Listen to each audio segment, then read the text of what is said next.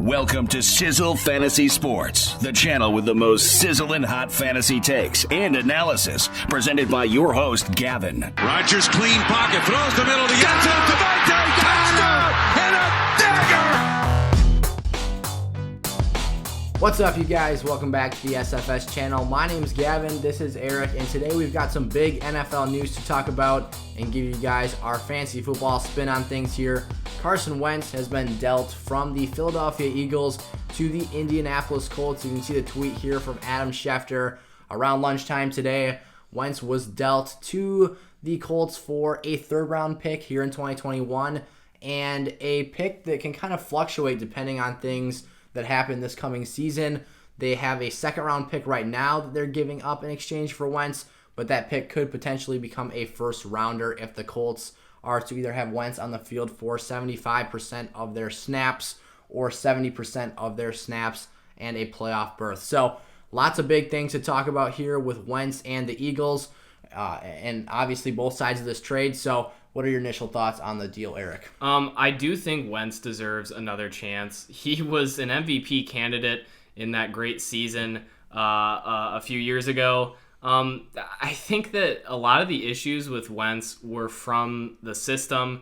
Doug Peterson kind of screwed him and even Miles Sanders, in our opinion. We're big Miles Sanders fans. Huge Miles Sanders guys. And I think that a system like the Colts system and a coach like Frank Reich is going to be a really nice thing for Carson Wentz, because I think he's still got that talent and he's very athletic, as we know, and we've seen him do very well. They've got a good line there with the Colts, and I think they're one receiver away from having a very solid offense. They're going to have a nice run game, just like the Eagles really should have. I think that Carson Wentz could have a nice time with the Colts, and I think that they're winning that trade. Personally, we clearly haven't seen how he's done there yet, right. And we don't truly know if he's going to start every game. It could be kind of a Jacoby Brissett switch off, but that's why it's that conditional with that second or first. But I think that that's not too much to ask for. It sounded like the Bears were going to trade a lot more for Carson Wentz. So I think the Colts made a good choice here. And on the other side of things, you can kind of discuss it, but the Eagles need some picks. Right, yeah. Philadelphia definitely, like you said, they need draft picks, because what that football team needs is cheap talent, because they are in massive cap trouble like a lot of teams are this season. And for a team that's not really in the realm of competition, especially if they weren't in the NFC East, they just need bodies out there that can turn into something. So the more throws you have at the dartboard, the more chances you have of hitting on a player and finding yourself a star. So I really like this trade for both sides. I think the biggest thing here for Carson Wentz is a fresh start. Obviously, a much better situation than he had in Philadelphia the last couple seasons. The Eagles have a talented roster, but they've just been beat up, injured. They haven't been able to keep guys on the field. There's been a lot of drama. Obviously, I mean, Philly is a very boisterous town, and there's lots of drama and whatnot. I mean, if they're not happy with your play, you're going to hear about it. And I think Carson Wentz, things got to him there. He had injuries, and he was never quite the same after that ACL. So I think going to the Colts, head coach Frank Reich, he had his best season, and that MVP season that you alluded to that was cut short by that ACL tear. Frank Reich was his offensive coordinator with the Philadelphia Eagles that season. So a huge deal to go back into that offensive system. The Colts, I think, are built in a way that really complements Carson Wentz's game. They love the 2 and 3 tight end sets. They've got Jack Doyle. Trey Burton was nice last season.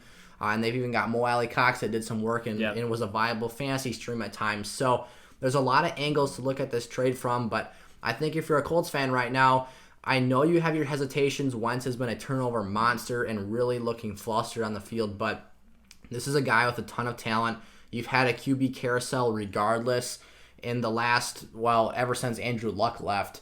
So it's been a handful of years now that you haven't really had that firm option at the quarterback position, and Carson Wentz could potentially turn into that for this team. I think the big discussion with Wentz is just his missed throws and all the opportunities he gives for interceptions, because there's some that are just dropped.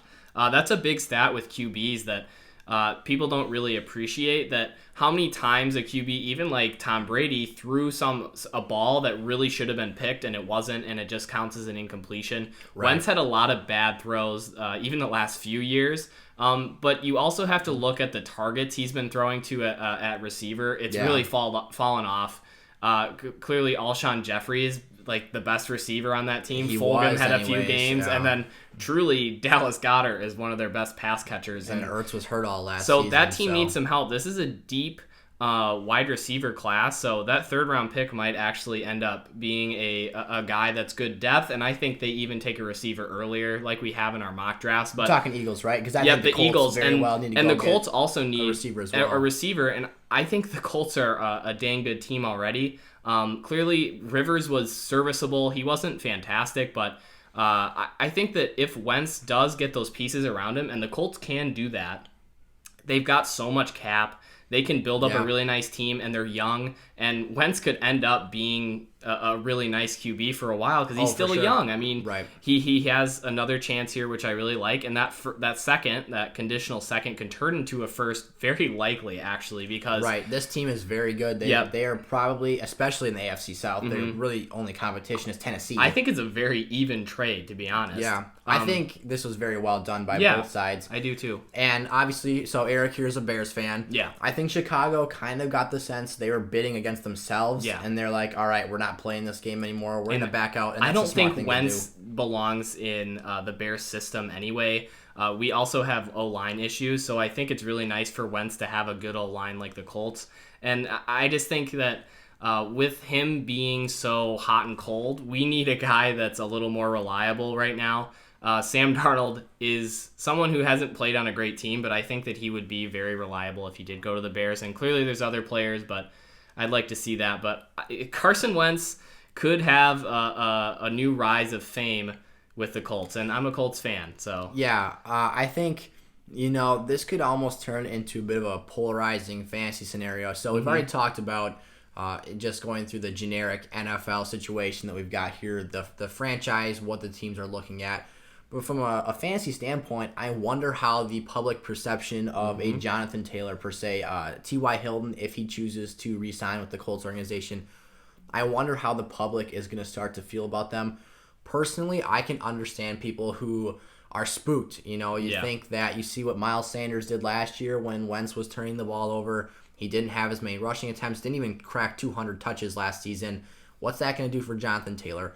Personally, I think that this is actually a good omen for that Colts offense. I think Wentz is going to fit right in with the system and be exactly what they need there in Indianapolis. And I think he's going to thrive. He has the O-line he needs. I know that Anthony Costanzo, their left tackle, retired. That is a big deal. But the rest of that line is fantastic. They play indoors. If they stay healthy, I mean, the weather could be a huge thing too. That's a really underrated aspect of production offensively. So I think JT is going to thrive. I think Phil Rivers, he was kind of a game manager last year. He was okay. But I think that the ceiling of that offense is elevated exponentially with Wentz in that offense. Wentz looked very dynamic in that MVP-like season. Oh, for sure. He was breaking tackles on those sacks, and he was getting huge out of everything. He looked like Patrick Mahomes, just getting out of crazy stuff and throwing it straight downfield. I mean, he was that next guy people are talking about being like the next dominant NFC quarterback that's going to run things like the next Rodgers. I don't think he's going to be perfect by any stretch of imagination, but I think that he will have a chance to elevate again, and he will be a household name again, because right now he's kind of, everyone clowns him. Yeah. Everyone clowns Carson Wentz, but I'm glad he's getting another chance, especially with a team like the Colts, who are kind of a good farm system. It's just young players can really develop. They've always had a good roster, but it's just been a matter of they couldn't protect Luck, but now that line is bolstered, the rest of that team is very, very good. So the next thing I want to talk about here, obviously we're coming out with mock drafts frequently every week. Obviously we now have a new direction to go with outside of the quarterback position.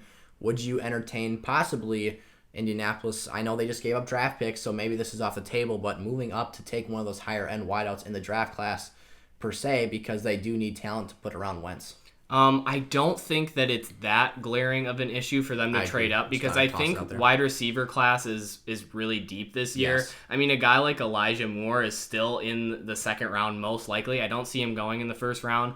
Very good receiver. There's guys that are projected in the first round like Rondale Moore, who might not even who may not go in the first round, and they're very talented. There's a lot of receivers, and I think T.Y. will come back. So I hope he will. He belongs. He's a receiver that Wentz could do pretty well with. He's a veteran, which would help him out. So I think that they might just go tackle, or maybe tackle in the second round, and they see if they can get one of those receivers that falls. Right, and I'm not a huge Michael Pittman guy. They picked him at the top of the second round last year. He could develop, though. He could become a nice guy for Wentz to throw the football to.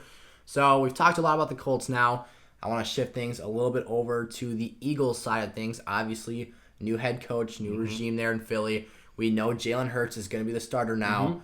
I think this also bodes well for the Eagles from a fantasy perspective. Miles Sanders was more efficient. He was more explosive and getting more opportunities with Hurts on the field because there's less turnovers going around.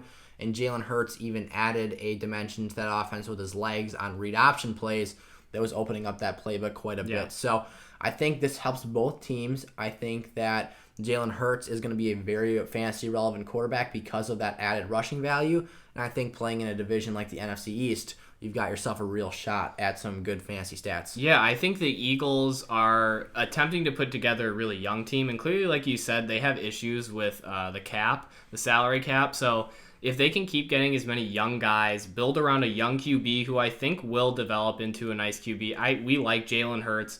We like what he can do with his feet and some of the tight window throws that he's made from what we've seen. Clearly, he wasn't fantastic in, I believe, 4 games that he played. Yeah. And I think it's kind of the same case with Tua. We saw some flashes, and we know that they can develop into one of those staple QBs. Yeah, I think Eagles are in picked 6, I believe, on the draft board.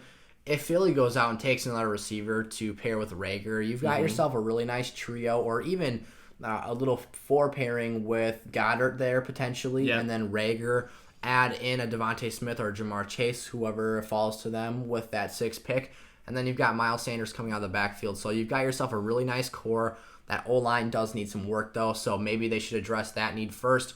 Who knows? But I think the future is looking better for both of these teams now. Yeah. I think it's certainly better that these teams moved on, or at least Philadelphia moved on, and Carson Wentz gets his fresh start with the Colts. So those are just our immediate impacts, or our immediate impression of the trade that went down today. Carson Wentz to the Indianapolis Colts one last time for you guys. So if you enjoyed today's video, make sure to like, comment, and subscribe to the channel. Go over and head to the Patreon that's at the bottom of the screen, and we'll see you guys next time. Peace out.